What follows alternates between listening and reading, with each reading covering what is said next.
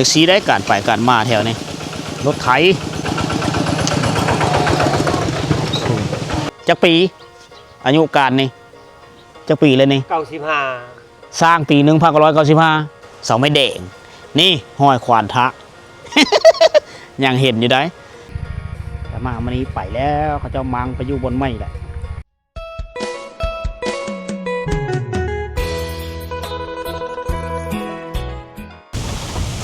จะทักทายสบายดีพ่อแม่พี่น้องสบายดี FC เบิร์ดทุกท่านเด้อการยินดีต้อนรับทุกคนเข้าสู่หมู่บ้านน้ำกระป๋อเมืองไซบัวทองวันนี้บรรยากาศเช้าๆกับมีเสาเปลือนะกับเวลา8 โมงไปนะวันนี้มาบ้านน้ำกระป๋อเป็นครั้งที่2หรือครั้งที่3แล้วนะมีชื่อคือกันเป็นครั้งที่3นะเมื่อก่อนๆเขามาที่บ้านน้ำหมูก็เป็นตัวแรงๆแล้วนะวันนี้เป็นบรรยากาศน้ำเสาวันนี้ค่อยสีเดินทางเลาะไปเรื่อยๆจนฮอดเมืองวิลาบุรีนะก็เลยมาแวะบ้านน้ำกระป๋อบ้านน้ำกระป๋อเป็นบ้านหนึ่งของเมืองว่างในอดีตได้บ้านน้ำกระป๋อบ้านน้ำโมในขอบเขตเมืองว่างในอดีตแหละสมัยแม่ย่านางเล่ามาคุ้มครองเมืองว่างในสมัยก่อนสงครามทุกคนเลย ก็เป็นเขตเมืองว่างที่เจริญรุ่งเรืองในอดีตนะอันนี้คือทางหลังข้อนี้คือขู่ห้ามไปห้ามมาระหว่างบ้านนางกระป๋อไปซื้อบ้านปากกล้วยหนองบอดนะประชาชนแถวนี้ส่วนหลายก็จะขับขี่รถไถหน้าเดินตามหรือเขาเอิ้นกันว่ากระบะคอยาวแล้วพิเศษอยู่บ้านนี้มีบ้านเฮิร์นไหมได้เขาเอิ้นมาเฮิร์นแปนเฮิร์นที่มุ่งด้วยแปนนั่นแหละอย่างหลายหลังแต่ว่าหลายหลังก็ได้ม้างไปหลายหลังเติมแล้วเพราะว่าเขาจะไปตั้งบ้านเฮิร์นอยู่พูดแหละบ้านใหม่ที่ทางออกไปบ้านปากกล้วยทางห้าเมืองไซบัวทองนะก็ยังเลยมีหลายไปเลยฉะนั้นก็เลยถือเอาโอกาสมื้อนี้มารีวิวหมู่บ้านแล้วก็ไปชมเบิ่งเฮิร์นหมู่บ้านส่งหมู่บ้านของพี่น้องเผ่าไทยเฮานะจากสีได้การไปการมาแถวนี้รถไถ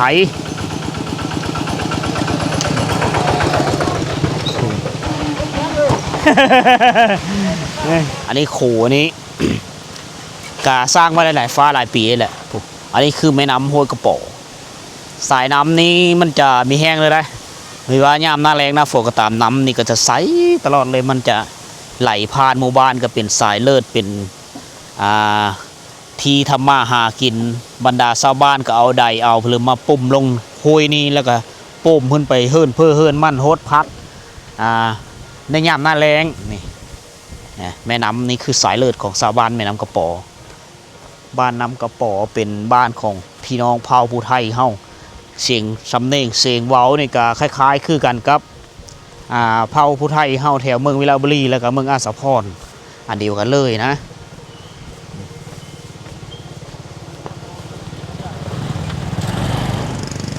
ในเมื่อก่อนโคเที่ยวไปเที่ยวมาจะอยู่พุ่นจะเป็นสะพานคนที่ย้างไปมาในยุคตะกี้นะก็ประมาณ50-60 ปีแล้วแต่นี้มันผุมันพังได้โขไม้ตัวนี้เขาเจ้าก็เลยนำสายโขตัวนี้เดี๋ยวนี้นะในเมื่อก่อนนี่มีก็รถก็จำเป็นต้องได้ลงเบื้องนั้นทุกคนเด็ทางรถลงนะแล้วก็เกลียวขึ้นมาไปขึ้นอยู่พุทธ ข้างเกาะไม้ไผ่บ้านนะรถฟอร์ดรถแท็กเตอร์ลงนั่งพูดละ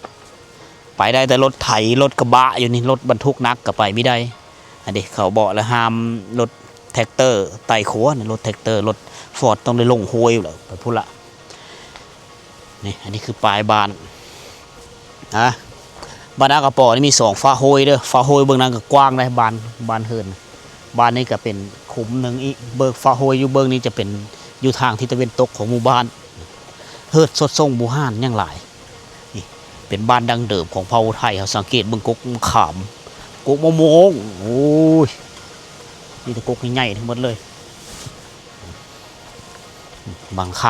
หลังคาเฮิร์นกับมังไปแล้ว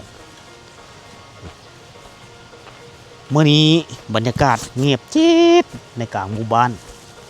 เนื่องจากว่าชาวบ้านเขานี่ก็ไปทำมาหากินอ้อหายอ้อสูญทุกคน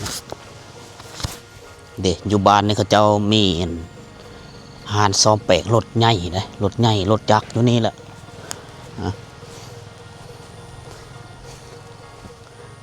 บ้านเฮิร์นเงียบสงบดี อันนี้คือพื้นฐานการดำรงชีวิตของพี่น้องเผ่าผู้ไทยเฮาแล้วนี่โซดทรงอาคารเนี่ยก็จะเป็นสไตล์บูฮานอยู่แต่ว่าเขาฮื้อมาแล้วแปลนมุงสังกะสีเชือกตอนนี้เอาเที่ยวสมหมู่บ้านเงียบเงาโน่นนึงทุกคน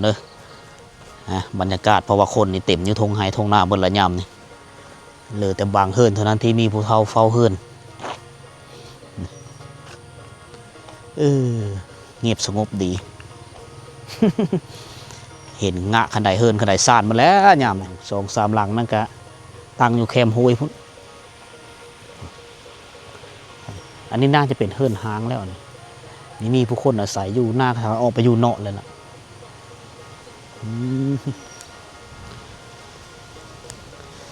เฮ็ดเพลอเด้นี่เด้เฮ็ดเพลอโพทางเชี่ยวเฟื่องเชี่ยวมอกรถแล้วละเกไปเฮงงูอ๋อ เฮ็ดเสื้อรถอันนี้นะเนาะมันยีดข้างรถเขาจะขอโทษเฮาโทษเนาะนะเฮ็ดรู้หัวหลานเนาะคุณอ๋อเพิ่นสิเฮ็ดหางเอาเฟื่องไว้เด้อนี่เอาไปเฮงงูควายคังไว้เสื้อมอกรถอันนี้เด้อย่าไปละโทษปุ๊บเข้าไปเยอะไปเลยเกี่ยวเข้าดอกแล้วช่วงนี้เนาะเข้าดอกหรือเข้าดอกนะเข้ากากเนาะยังเข้ากลางละพอดีลืมนี่อันนี้คือผลิตอุปกรณ์นี่ได้เราไม่ได้ใช้สว่านบุญได้ไปแหลมบุญเอามีดเตาะเขาเอิญมีดปลายแหลมนี่ได้บุญเอาบุมีสว่านเครื่องใส่บูฮานแบบดั้งเดิมเอาแบบเดิมๆโลดโอ้ย้ายเอาไปหลายแล้วเนาะแถวเบื้องนี้เนาะย้ายเอาเนาะหลายแล้วหมดโยทางฟ้านั้นฟ้านี้ก็เกิด30แล้วแต่คนนั้น30ราคาเนาะอยู่บ้านใหม่เนาะยังอันนี้ประมาณ20นี่ล่ะอยู่เบื้องนี้เนาะยังประมาณ20หลังคายังฟ้านั้นนี้ฟ้านั้นยังหลายอยู่ผ่านนะคำร้อยได้100 ป่ายราคาเนาะนี่สะอ่อนเฮิร์นมอสแปนนี่หลังนี้เฮิร์นนี่พอบ่จะได้เฮิร์นเราจักปีอายุการนี่จักปีเลยนี่95สร้างปี1995ปุ๊กนะปุ๊กปีปุ๊กช้างปี1995เอาขึ้นเอาทุกคนเลยมันจักปีนี่ตอนนี้ปี2000ท้ายปี2025แล้วโอ้แป้นนี่ก็มีท่านละมาร์กเธอเนาะย่างหลายแต่ปี1995เลยแป้นมุ่งนี่ก็ได้แป้นไม้เพลนี่ไม้แดงโอ้ชุดเย็กแล้วไม้แดงฝานี่ไม้แค้นฝาไม้กระแตห่อฝามันไม้กระแตห่อจะพอมาจากยู่หึงเนาะไม้กระแตห่อเพื่อว่าแต่ว่าแป้นมุ่งนี่เป็นไม้แดงเอาเสานี่ไม่ดูไม้แดงเสาก็ไม้แดงเนาะโอ้เป็นเฮือนขางชอดไม้แดงไม้จิกบ้านเฮาอันนี้ได้ไม้ในการเฮ็ดเฮือนในศาสตร์ในของสมัยตะกี้นี่เพิ่นใช้ไม้ดูไม้แดงไม้จิกไม้แต้นะเป็นไม้ที่มีแต่ปัจจุบันนี่มันหายะแล้วไม้จำนวนนั้นนะเป็นพื้นเพิ่นก็จะเอาไม้เปื่อยประมาณนี้ไม้เปื่อยเฮ็ดแปลนปูแล้วมันขาวมันล้างง่ายเพิ่นว่านี่เบิ่งเอาฝาไม้แต้ได้ไม้แต้ห่อนี่จะพอมันทนแดดทนฝนเสามันนี่ควานหะได้วางหันเนาะโอ้ยควานทั้งหมดเก่งคักซ้ำเลยนี่แต่ว่ากบทำไมเขานึงเสาละพันบาท1,000 กีบเสาละ1,000 กีบปลาตัวหับจ้างทะได้วางกันเนาะเขามาละจ้างอะไรโยเขาจะได้ชาว1,200 กีบมาแล้วชาวละ1,000กระทะว่ะฟาดเบิ่งนะสมัยตะกี้ได้จะหึงมีหึงจนจ้างหับจ้างทะเสาเฮินเสาละ1,000 กีบทุกคน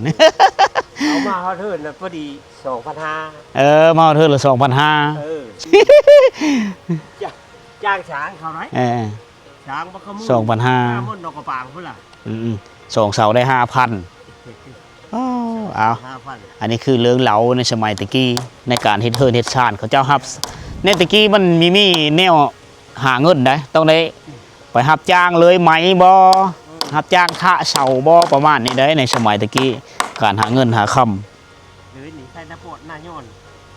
เลยนี่ได้ปะตุ๊เมืองอาจจะพรผู้อาจจะพอดพอแล้วเขามาหาฮับจ้างเขามาหาฮับจ้างอยู่แถวนี้เนาะมันแพงแน่แต่ปีนั้นจ้างแพงแน่ว่ะค่าแรงงานมันสูงแน่เนาะแถวบ้านนาปอดนาย้อนเมืองอัศพรแขวงสวรรณเขตทางผู้เดิมมาหาฮับจ้างท่าเสาหาเลยไหมอยู่เขตเมืองไซบัวทองในตะกี้เขาทับบดเขามาใช่ไหมเขามามันมีหลายกลุ่มเนาะเสาไม้แดงนี่ห้อยขวานทะ ยังเห็นอยู่ได้หลังจากเอาขวานมาทะแล้วเลยเขาเจ้าจะเอากบมือกบที่เขาใส่ด้วยมือกบมันมาถูเล็กๆน้อยๆได้นี่แม้นมดละห้อยขวานนี่ไอ้เฮิร์ดบูไทยบูฮานเฮาแต่ว่าในยุคปัจจุบันเขาจะบักมีและขางสอดอันนี้มีเด้ตะปูโต๊ะเนี่ยเขาจะใส่ไหลเอาไม้รีมคัดเอาความแน่นหนาทาวอนคืดเอาลมพัดมาโบมีติงหน้าเศร้าตัวนี้ตัวนั้นน่าจะหน้าเศร้าห้าตัวนั้นสะอ่อนเศร้าเฮิร์นเรานี่เบิ่งกว่านี่เป็นของแท้เลยหาไม่ได้แล้วไม้แดงเนี่ยจะเป็นไม้แดงที่แก่นชุดเลยรู้แล้วแต่นี่ตีนเสานี่ก็ไม้ได้ไม่ได้มีขี้มีแมนซิมังเลยนี่อันนี้ก็เป็นไม้แดงเหมือนกันเลยนี่ตีนเสาโอ้เพิ่นจะท่าลีนเชื่อเพราะว่ามีเฮอร์มดมีเฮอร์โปะขึ้นทึ่งๆนะนี่เอาลีนดำลีนน้ำมันเคืองจากรถไถนี่มาท่าเชื่อมีเฮอร์มดมีเฮอร์โปะขึ้นไปทั้งเฮิร์นอันตีนตั้งนี่ก็แม้นบอกไม้แดงคือกันบ่โพไม้แดงทั้งหมดโอ้ไม้แดงทั้งหมดเลยเอาเมื่อนี้รีวิวเฮิร์นชดส่งบูฮานของพี่น้องเผ่าไทยเฮามาเฮอได้เบิ่งเพราะว่ายันต่อหน้าปะยันไม่ได้เห็นฝามันกับอันนี้กับเป็นปืนมันจะให้กับไม่แดงไม่แค่อีพวกมีแผนเอาไปอยู่บ้านเนาะน้ำหมูป่ะ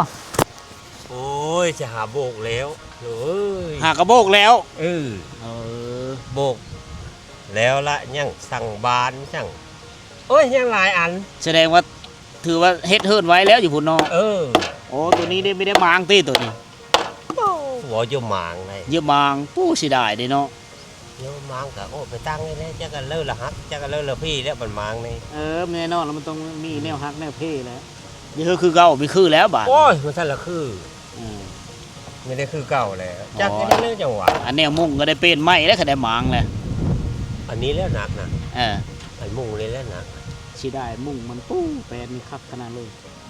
ยามฮอนมาเย็นไม่ได้คือไอ้สังกะสีบ้านเฮานี่ดิโดะแล้วได้ของโยเนาะโดะแล้วเนาะหลายปีแล้ว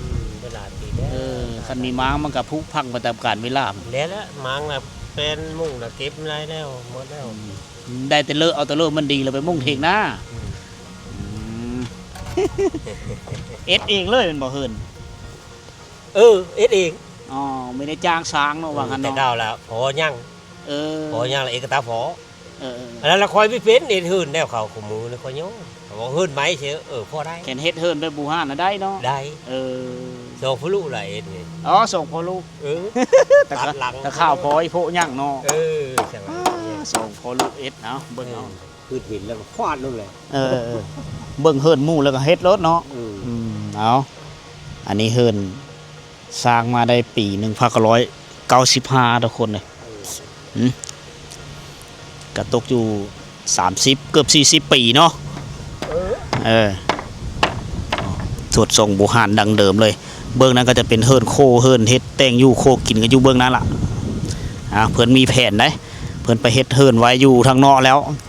ถ้าเฮามีม้างแป้นมันกับผุพังแป้นมันกับเดาะได้หลายปีเลยเมื่อกี้ว่าเขาจะม้างอันนี้ก็เมื่อกี้เอ็ดโอ้โหเวลาแล้วมึงลูกจะได้ ยุกมันเด้ลูกหลานเพิ่นจะได้ ได้ เฮินนี่ก็แน่นหนาถาวรดีนะ พูดว่าเอาหมูมาเจอเด็กกันแล้วว่า อืม หมูเต้นหนีมาแล้ว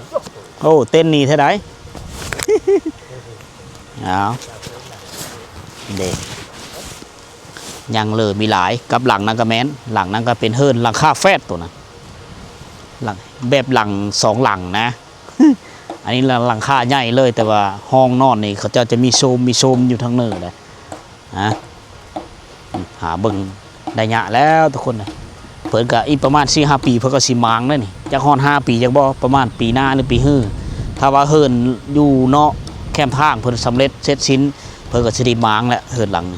มางเอาไปตั้งอยู่เนาะทุกคนแต่ว่าสดทรงนี่ก็น่าจะมีคือเก่าละออกไปอยู่เนาะก็ได้เพิ่นมางแล้วก็แล้วละเราจะได้เห็นอยู่ในภาพวิดีโอที่เฮามารีวิวให้เบิ่งนี้โอ้ทรงเดิมๆเลยโอ้หลังนั้นก็ใหญ่ขนาดเลยหลังนะระดับ9x12 เมตรนะเหินในสมัยตะกี้หลังนี้คือกันน่าจะสร้างปีคล้ายๆคือกันแหละปี1990-95พุ่นแหละทุกคนนะอันนี้จะเป็นเฮิรนเขาจะเฮ็ดหางลิ้นอยู่กะเคิงนะในสมัยตะกี้เวลาฝนตกน้ำก็จะเฮาหางลิ้นแล้วก็ไหลตกนี่เขาจะเอากระฟุ้ยเอาพิลมันตุ้งแล้วก็อาบน้ำเอาไว้ใส่ในสมัยตะกี้มันนี้มีน้ำบาดาลนี่น้ำที่ไฟฟ้าที่จะโป้มคือคูเมอร์นี่ต้องเอาใส่ต้งกับน้ำฟ้าน้ำฝนนี่คักหลายยังหลายหลังได้อยู่เบื้องนั้นก็ยังอีกหลังหนึ่งแล้วหลายๆหลังเพิ่งก็ม้างไปเลยละสดทรงเฮินดังเดิมหลังนั้นคือกันหลังนี้นี่ใหญ่ขนาดใหญ่กว่าหมู่หลังแต่ว่าแป้นมันก็ผุพังไปหลายทุกคนนะ เนื่องจากว่าเขาจะสร้างมาหลายปีทรงเดิมๆเลยหลังแต่คนมีอยู่แล้วคนไปแล้วถ้าว่าเขาจะเจอคนเขาต้องมายามมืดคันว่าแต่เสาก็แต่เสาลีหล่อนะแจงมาเขาจะนึ่งเขาบางคนก็เอาไปนึ่งเขาอยู่หน้าเลยหลังนี้คือสไตล์เดียวกันว่าคืนนี้พุเมื่อกี้นี้แหละ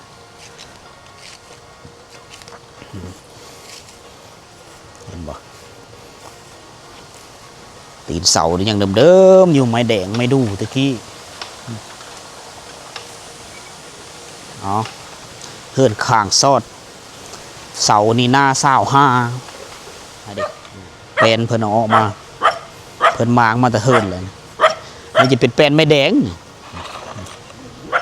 30 ปีบ่มีฮักบ่มีเพนอันนี้คือกระเบื้องบูฮานเฮาเอาไว้มุงเถงให้เถงหน้ามุงคอเป็ดคอไก่ได้สบายหลังนี้จะเป็นหลังที่3นะ หลังที่3ที่ยังคลองแซมแบบดังเดิมเลยอยู่ที่บ้านนำเพลอจะเบิ่งโดยตาตัวเองจะสัมผัสโดยตัวเองนะก็เดินทางมาเที่ยวชมได้ทุกคนนะอยู่ที่บ้านนำกระป๋อเมืองไซบัวทองแขวงขโมนนะครับห้องมาจะได้สัมผัสโดยตาของตัวเองเลยแต่ว่าหลังนี้เนี่ยเพิ่นมุ่งเพิ่นเป็นรูปสดทรงละเพิ่นเป็นนั่นเนื่องจากว่ามันได้หลายฟ้าหลายปีแล้วเพิ่นหมางออกเป็นเพิ่นก็เลยเอาสังกะสีฮาโลซิงมามุ่งแต่ทรงมันก็ยังเป็นทรงเดิมๆอยู่ได้นี่แต่ว่าอยู่เฮิร์นโคเพิ่นก็ยังเห็นอยู่ยังมีแปลนมุ่งอยู่ได้นี่ละเฮิร์นบูฮานของพี่น้องเผ่าผู้ไทยเฮาที่ว่ายังลงยังเหลือไว้เฮอพ่อแม่พี่น้องเฮารับชมอยู่ดิเฮอลูเฮอหลานเฮาได้เบิ่งต่อหน้าไปนี้มันมีแล้วอาคารแบบนี้อันนี้จะเป็นนั่นกระปางโบมบี760 หน่วยบรรจุโบมบีอยู่นี่นะในยุคสมัยสงครามยนต์มาทิ่มลงมันก็ไขคลางมันก็ระเบิดนะเป็นเพลงกระปางโบมบีรักษาอยู่ใน760 หน่วยแหละนะเอามาปุพักเสิร์ตตอนนี้ อันนี้คือแตงยูโคขินเผาผู้ไทยเขาแบบนี้ได้ อันนี้เป็นหลังที่3หลังที่4นะหลังที่4แล้วที่เฮาเห็นสดทรงแบบนี้หลังจากแล้วเข้าแล้วน้ำแล้วพี่น้องเฮาก็เฮ็ดเด้นี่อันนี้คือฝากระตัดไอเดียที่เขาเจ้าเฮ็ดสวนพักอยู่แถวนี้เขาเจ้าเฮ็ดแบบนี้นะนี่ปลูกผักโบผักกาดผักหอมซะนี่แหละพอได้กินนี่หลังนี้ม้างไปแล้วเหลือแต่เฮิร์ดโคน้อยเดียวเสามันเห็นบอกกึ่งดึงอยู่โอ้คอยสะอ่อนเนาะคันยูเคอร์นี่มีเงินนี่ขอซื้อน้ำเขาเจ้าเอามือใส่เอามือมุ่งสดทรงเฮิร์ดดังเดิมคักได้เห็นบอกเขาเจาะเบิดเสาไม่ดูไม่แดงเนี่ยสมัยตะกี้เบิดเลยนี่หน้าเศร้าป่ายหน้าเศร้าS2หรือ25พุ่นแหละเหลือแต่เฮิร์ดโคเขาเจ้ามางไปแล้วพอมาในปีก่อนก็2-3 ปีขึ้นหลังยังได้เห็นอยู่ได้เหินหลังแต่ว่ายังหลังหนึ่งอยู่หลังนั้นเป็นหลังที่5หลังที่6หลังนั้นยัง6-7หลังประมาณนี้แหละหาเบิ่งระยะแล้วพ่อแม่พี่น้องเมื่อนี้มาครั้งที่3แต่ค่อยกับรีวิวคือเบิ่งตามเคยเพราะว่ามาครั้งนี้เหินหลังนี้มีเห็ดแล้วในมือก้อนยังเลยเหินหลังหลังตัวนั้นก็มางแล้วเห็นบ่ค่อยมาปีกายยังอยู่ได้หลังนะยังมีคนพักผ้าอาศัยอยู่มาปีนี้มีเห็นแล้วไปละขอไม่เห็นเราก็สอนธรรมชาติสอนบ้านเฮิร์นไม้แบบเดิมมันงามแบบธรรมชาติเลยนะที่เราหาเบิ่งไม่ได้แหละสมัยข้อยังน้อยนะอยู่บ้านนาหางน้อยมาสะพอนแขวงสวรรณเขตเดี๋ยวก็มีหลายหลังที่เฮิร์นแบบนี้แต่เดี๋ยวนี้ยังเหลือแต่เพ่ง2-3หลังเท่านั้นแหละที่มุงด้วยแปลนอันนี้ลักษณะสดทรงเฮิร์นอันนี้นี่หลายๆหลังก็คล้ายๆกันเพราะว่าคนบูฮานเนี่ยเขาออกแบบผู้นึงเฮ็ดและแม่นเฮ็ดคือกันเลยอันนี้คือไอเดียของพี่น้องเผ่าไทยเขาจะเอาไม้แป้นหรือกระปางโบบีมาเฮ็ดอยู่เทิงเพราะว่าในช่วงหน้าฝนนะมันนำหงนำจืมก็เลยเฮ็ดแบบนี้แหละปลอดภัยแล้วก็มีเหือเป็ดมีเหือไก่ขึ้นไปมีเหืองูควายขึ้นเชื่อหน้าบ้านเขาเจ้าได้เต็มไปด้วยหญ้าได้เขาเจ้าเลี้ยงงูเลี้ยงควายอยู่นี่แหละยามนี่โซลาเขาเฮ็ดโฮอ้อมบานไหวเลยได้อ้อมบานไปเลยผมเห็นสังเกตเห็นโหเขาเจ้าก็ปล่อยงูปล่อยควายเลี้ยงอยู่แถวนี้นะสำหรับโซนพักโซนมีเขาเจ้าก็เฮ็ดโหอ้อมเอาโซนเพื่อโซนมันแล้วก็ปล่อยงูปล่อยควายเลี้ยงตามกลางบ้านเพราะอยู่ทงหน้าเต็มไปด้วยไฮเต็มไปด้วยทงหน้าเต็มด้วยเขางูควายก็เต็มอยู่ในงูมีแต่งูเท่านั้นเลยเขามาได้เห็นงูเห็นควายได้เห็นเฮิร์นดังเดิมหวนคืนคิดฮอดอดีตตอนยังน้อยทุกคนหลายคนก็อยู่เบื้องประเทศไทยก็น่าจะ คิดฮอดอดีตความหลัง40-50 ปีผ่านมาแล้วอาคารหลังนั้นเขาจะมางได้ทุกคนนะมางฝามางเพื่อเหลือแต่หลังคาเด็กมางไปแล้วตัวนี้พอมาปีก่อนๆนะยังได้เห็นอยู่ได้เจ้าถือถ้ำถือไปเลยเขาเจ้าห้องเขาล่ำถ้ำอยู่นี่ในมือก่อนแต่มาวันนี้ไปแล้วเขาเจ้ามางไปอยู่บนไม้แหละยุกย้ายไปเพื่อนนี่เพราะว่าโซนเมืองนี้โซหลายเขาปุ๊บน้ำท่วมนะไปอยู่บอนที่ว่ามันสูงเอาโอเคทุกคนเลยอันนี้คือบ้านน้ำกระป๋อเมืองไซบัวทองแขวงขมนทุกคนเลยก็เป็นเวลาหนึ่งที่คอยเดินทางออกจากเมืองตัวเมืองเทศบาลเมืองไซบัวทองที่เดินทางยาวเหยียดไปฮอดพลฮอดเมืองวิลาบุรีนะก็เลยมาแวะบ้านน้ำกระป๋อซึ่งเป็นบ้านวัฒนธรรมดังเดิมของพี่น้องเผ่าผู้ไทยเฮาตั้งแต่ยุคตะกี้จนมาฮอดปัจจุบันสิ่งที่เฮาเห็นนั่นก็คือหลังคาเฮิร์นแป้นหรือพี่น้องชาวไทยบ้านเรือนไม้แบบโบราณนะอันนี้เฮามาเนี่ยเฮายังได้เห็นอยู่ประมาณ 7-8 หลังคานะแล้วก็หลายๆหลังก็มางออกไปอยู่บอนไม้แล้วนะอันนี้คือสิ่งฮองหอยแบบบูฮานที่ป้าไว้เฮอลูเฮอหลานเฮาได้เบิ่งจนฮอดมื้อนี้นะแล้วก็อนาคตมีฮู้ว่ามื้อเลอเฮิร์นบูฮานของผู้ไทยนี่เฮิร์นชงเดิมๆของผู้ไทยนี่จะสูญหายไปฉะนั้นมื้อนี้ค่อยมาก็เลยเก็บเอาเรื่องเล้าความงามของเฮิร์นที่ว่ามุ่งเฮ็ดโดยแปลนซึ่งเฮิร์นพอเท่าหลังที่ค่อยเฮาไปทำอิฐนั้นมันก็อายุของเฮิร์นหลังนั้นก็ประมาณเราสร้างในปี1995กับปีนี้พอ2025ก็ตกอยู่30 ปีนะ และเพิ่นเราก็ยังมีเพจสิออกไปอยู่บอนใหม่เดี๋ยวมื้อหน้ามากก็มีเห็นแล้วนะฉะนั้นมื้อนี้ได้เบิ่งก็ดีมีความภาคภูมิใจหลายที่ได้รีวิวเฮิรนผู้ไทยส่งเดิมๆมาเฮิรพ่อแม่พี่น้องเฮาโดยเฉพาะกับพี่น้องผู้ไทยเฮาอยู่ทางฝั่งไทยก็มีอยู่ทางเวียดนามก็มีได้อยู่เขมรก็มีพี่น้องเผ่าผู้ไทยเฮาแล้วก็แจกจ่ายไปอยู่ทุกหึมทุกแห่งหลายๆสิ่งหลายอย่างที่คิดฮอดคิดถึงความเก่าความเดิมนะคิดฮอดพี่น้องที่เป็นผู้ไทยคือกันเด้อทุกคนเด้อถ้าได้เบิ่งคลิปนี้แล้วก็อย่าลืมเข้ามากดไลค์กดแชร์คอมเมนต์กันมาทุกคนเลยประกอบความคิดความเห็นนํกันเพราะว่าเฮิรนแบบนี้อยู่ประเทศไทยน่าจะไม่มีแล้วนะ ก็เฮามื้อนี้เฮารีวิวให้เบิ่งนะสำหรับมื้อนี้ก็สิได้โจคลิปอยู่นี่ทุกคนบ่สิหอมก็สิได้เดินทางเลาะไปเรื่อยๆคิดว่าเลาะเมืองทางเมืองวิลาบุรีล่ะไปแถวบ้านผู้ไทยก่อนทุกคนเอาไว้โอกาสหน้าเฮาจะได้โหนลาวต้าวคืนมาแถวนี้อีกเทื่อนึงมีฮู้ว่าเมื่อเลยมีเวลาจังได๋มาอีกนะเอาสำหรับวิดีโอนี้ก็มีเพิ่นหลายขอฝากนำท่านผู้ชมไว้สำนี้ก่อนสิได้เดินทางก่อนทุกคนโชคดีร่ำรวยเบิดทุกคนเด้อไปก่อนบ๊ายบาย